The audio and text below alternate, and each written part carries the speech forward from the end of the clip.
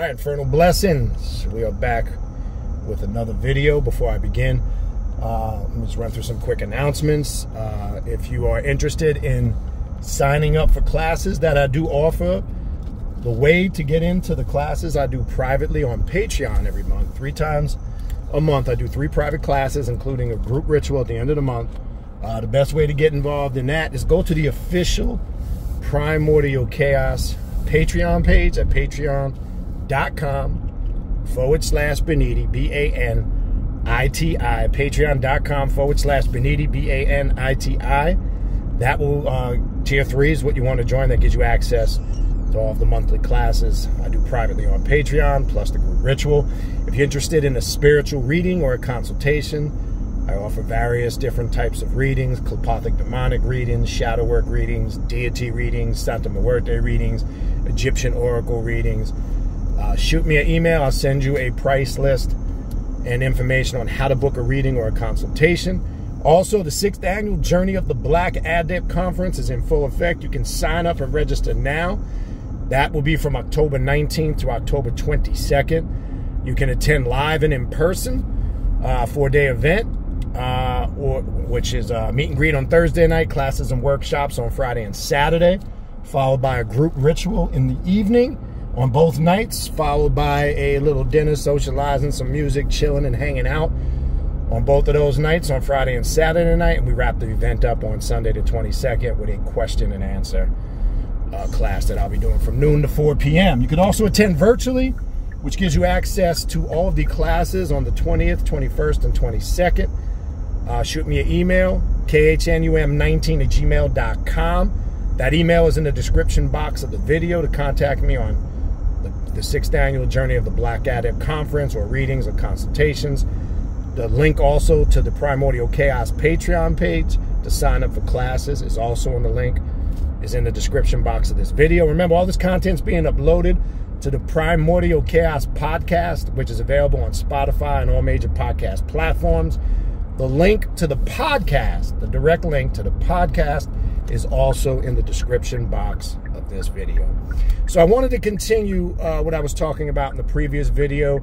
We were talking about reprogramming the subconscious mind, kind of where I left off. Once you have now reevaluated everything you embraced prior to being on this path as truth, to whatever degree you were a part of that doctrine, and you've addressed how it influenced, shaped your mind, how you thought, how you perceived reality in the world and your existence. Because spirituality, really in general, if we're going to be honest about it, a lot of people embark on a spiritual path because they want to know what happens, quote unquote, when a person transitions on.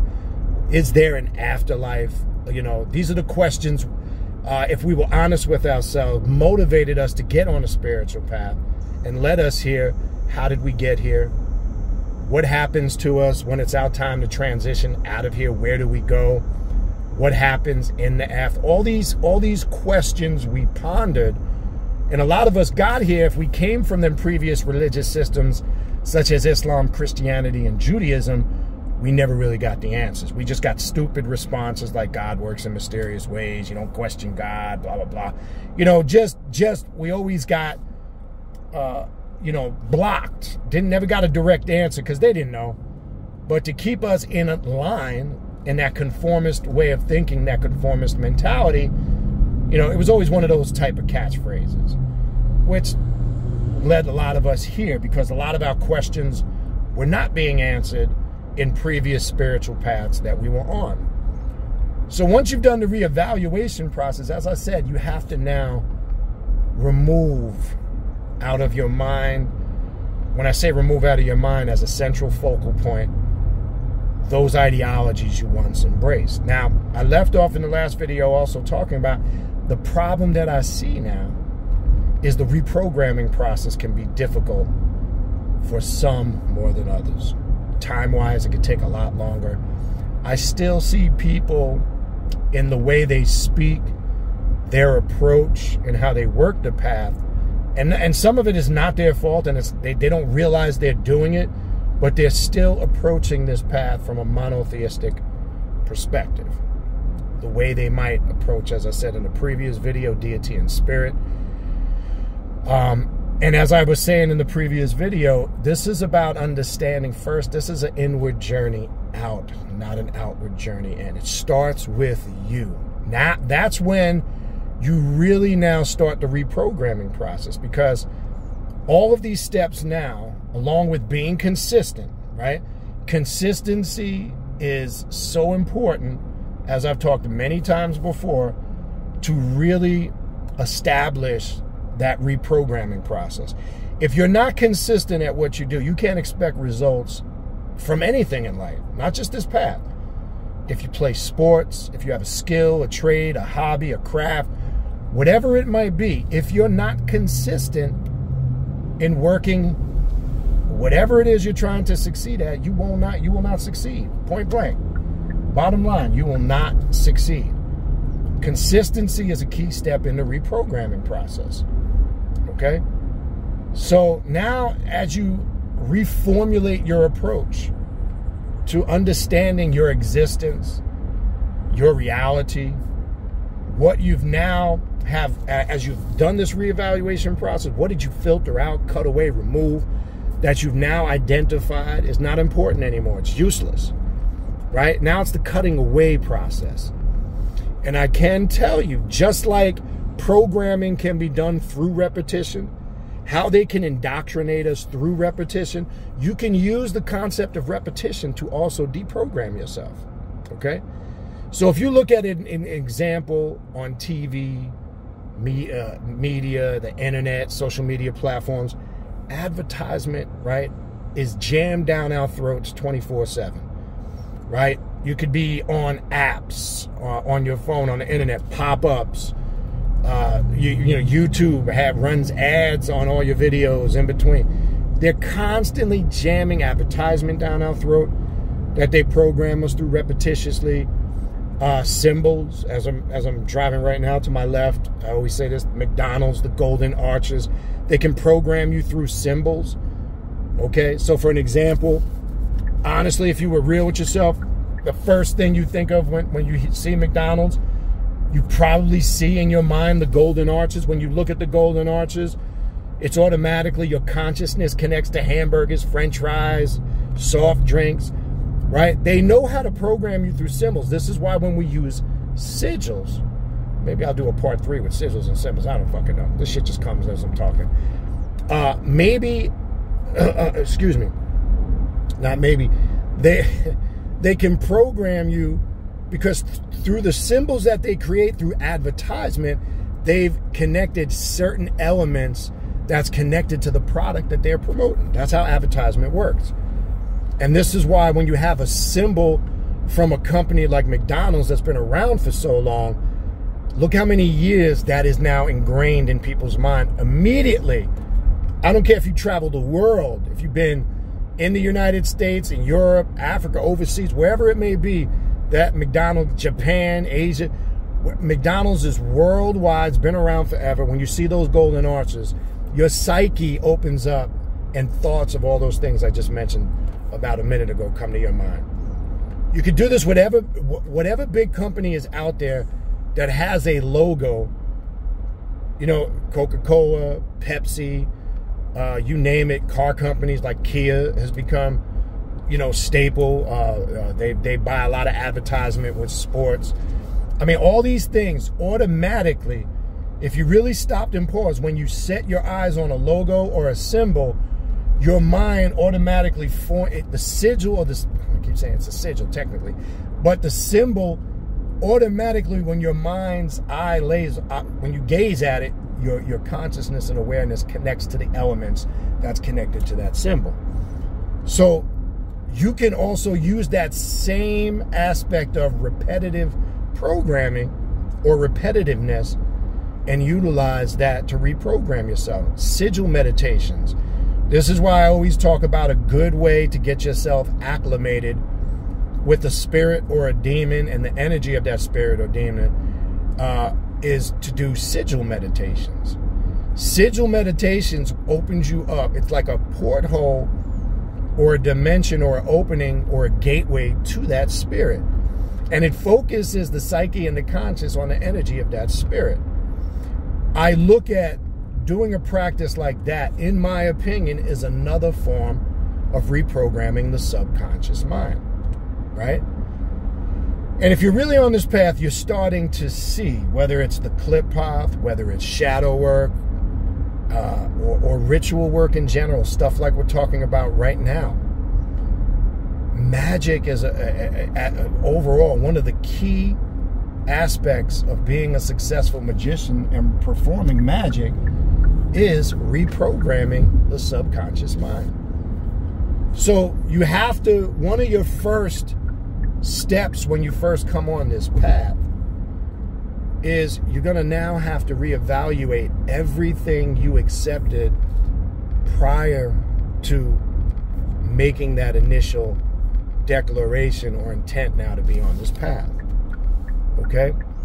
Now, this doesn't just, the other thing I wanted to talk about, which I didn't mention in last video, we're talking about a lot of people coming over from monotheistic religions like Islam, Christianity, and Judaism from this path. Now let's talk about a different type of person, which a lot of us went through this arena. A lot of us left religion, such as Islam, Christianity, and Judaism, and we went to another path. It wasn't the left-hand path. We might have went into Santeria or Ifa or some African spiritual tradition. We might have went into what they call paths of enlightenment, and it could have been Buddhism. Some, I know, went into like Wicca and pagan magic and stuff like that. I sometimes, and I got to keep it real, I sometimes see people come from those systems and they become even more fanaticized, and it's even worse sometimes trying to, people that come from those systems to deprogram themselves than it is somebody from just Christianity, Islam, or Judaism. Why? Because now you got somebody who was exposed to years, say, to Christianity, then maybe they were a few years into Buddhism or Ifa or something. Now you got two aspects of deprogramming to do. And I can't tell you how many times I see somebody come from Ifa/Santeria and bringing that shit into the occult and the left-hand path. What that also tells you in your shadow work is there's some insecurities there. Sometimes the conscious mind wants to hold on to something that makes it feel comfortable and safe. And sometimes people are holding on to these doctrines that they came from on a subconscious level. They're not even aware of it. It's there, but they're just not aware of it. And they just can't let go. And I see it trickle into or filter into their practice on this path. How? In their approach, the way that they carry out rituals. You just see it in their words, their actions, and their deeds. And that's sometimes, in my opinion and in my experience from what I've seen over the years, I've sometimes seen it's harder for those people, or harder to work with those people, because their mind has been constructed in a really fucked up way. Whereas I've seen people maybe who were just exposed to religion, monotheism, Christianity, Islam, or Judaism, where they tend to navigate through the path a bit smoother. So even those lesser systems, even if it's a notch above what we're labeling monotheism, you can't come on this path still trying to infuse and mix all of that right-hand path philosophy. No matter if it's what is termed some form, it's not really enlightenment in the sense that you're really enlightening yourself with intellect or knowledge, because, as I said, when you look at them systems, there's strong elements of religious faith and belief. Okay, especially in a path like Ifa or Santeria, where it's still worshiping something, still worshiping, praying, constantly being told what you need to do to serve the spirit. So you're still trapped in a mindset of servitude. There's still external worship, and there's still a conformist mentality that you have to embrace to stay in those religions, okay, or spiritual systems, or spiritual paths. So reprogramming the subconscious mind involves a lot of different aspects, right? Now, I can tell you a good way, obviously, or a good place to start, obviously, is shadow work. What is ingrained in the hidden self that I'm not acknowledging? Okay? And sometimes psychological scarring, if that's the right word, things that have psychologically left residue because of what we experienced or what we went through.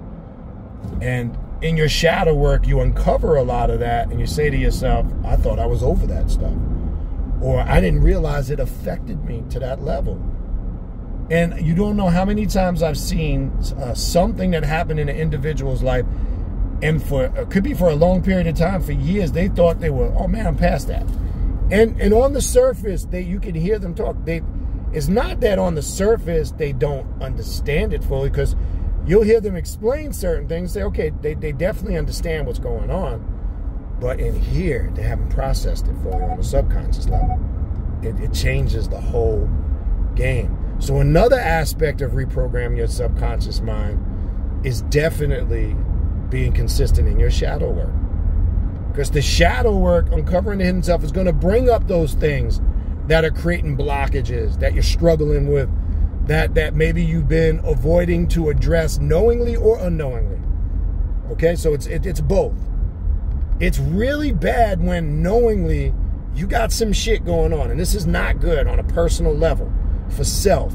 It is not good when you know you got some fucked up shit you've been avoiding, or you've been trying to bury it, sweep it under the rug. You know, yes, as I said, with resistance comes a stronger persistence. It's going to come to the surface anyway. Okay? And one of the key differences to our approach to things like that than other systems, we don't try to run from it. We're not trying to avoid it. And always look at that word now, avoid. Right? The void, avoid. Right? It's a void, a space void in our subconscious mind that we're not trying to address. What is a void? It's an empty space, right? That's one of the meanings of it. Think about how we use that word phonetically, a void, but we come avoid. To avoid something. Take the A off. A void. What are you avoiding? A void in your mind, right? Think about it for a minute. There's that void that's there. It's obvious, but you're not addressing it. You're just neglecting it. And knowingly is worse. It's different when there's something ingrained there, and you just don't realize how it's affecting you, or you might be under the assumption you're long past it. That's different, right? You can uncover that in your work, and then if you take the approach, I'm going to master this. All right, that's one thing. But I'm talking when you knowingly know, and believe it or not, a lot of people do this. When you know there's some fuckery going on in the back of your mind, it's there. You feel it. You sense it. And you may be bullshitting yourself for a while, saying, I'm going to address it. I'm going to deal with it. I'm going to do something next week. Next week comes and goes. No, in a couple of weeks, I'm going to... No, it doesn't work like that. It doesn't work like that. All you are doing is building it up to become stronger and stronger. And when it boils to the surface, sometimes it could explode on such a powerful level that you're not prepared to deal with it. You're just not equipped. You're just... It becomes overwhelming. And that's what you want to try to avoid. There's a word again, right? If you can. But I can tell you this, one way or the other, you're going to have to deal with it. So this also is a key steps, or one of the key steps in reprogramming your subconscious mind. You see, it involves all the elements. Everything you might have stood firm on for years is going to be challenged. Trust me when I tell you. A lot of things that you embraced for years, that you thought you were strong, and solid. I'm talking about could be shit you've been doing for a good amount of time. And as I've said many times before, just because you've been doing something for so long, that don't necessarily mean it's the correct thing. And people confuse that shit. Well, you know, I've been at this for so long, like that holds some weight. If it's not legit, it's not legit. It don't matter because you've been at it so long that means it's legit. But everything, your foundation, everything in your life is gonna be questioned. Now, doesn't mean that everything, you know, that you did up until that point was wrong. It's gonna also affirm certain things you've been doing that you will continue to do. So there's that flip side, no doubt. So it's not all about just the wrong shit. But again, you're gonna go through a process where you just look at everything in its entirety. And what is it that I need to cut away and remove to really get to that point of where I need to be? That's the question you have to ask yourself. That's where it becomes personal. It becomes individualized. It's a different process, okay? You've got to ask yourself those hardcore questions and be real with yourself and give legitimate answers. Don't try to dance around shit, bargain, try to find shortcuts. There is no shortcut on this path. I'm gonna be honest with you. I don't give a fuck. You might have think you found one. You might have tricked or fooled yourself into believing you found a short way to get around things or quick. Nah, don't fall for that shit. I can tell you right now, your feelings are gonna get hurt. And you're going to mess yourself up and trip up somewhere along the way. Trust me when I tell you. Guaranteed. Okay? All right. I mean, there's more I could say on this. But again, I'm trying not to make these videos too long-winded. I think you get the gist. Right? You have one of the key. You must reevaluate everything you've been taught and embraced to start that reprogramming process. That's the point. It's that simple. All right?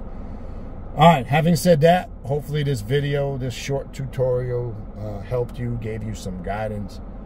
Again, if you are interested in taking any classes I offer, again, go to the official Primordial Chaos Patreon page, patreon.com/Baniti, B-A-N-I-T-I.